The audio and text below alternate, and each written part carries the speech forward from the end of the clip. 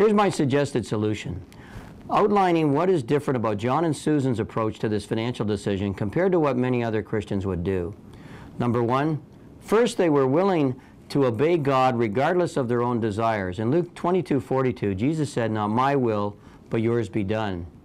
Number two, John and Susan were willing to wait upon the Lord for His timing.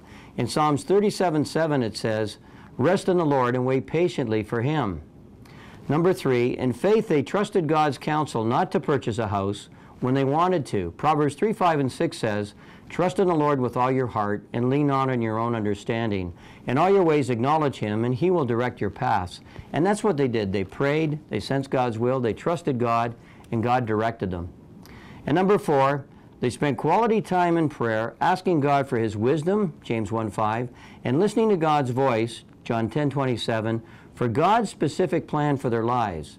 In Jeremiah 29:11-13 it says, God says, "For I know the plans I have for you, declares the Lord, plans to prosper you, not to harm you, plans to give you a hope and a future."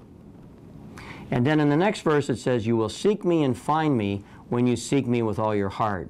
And that's what they did. They sought God, they sought His specific will, and God provided it to them.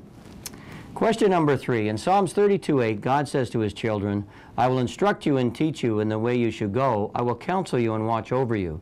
In general, in what ways does God instruct and counsel us? Please provide a reference to Scripture for each point.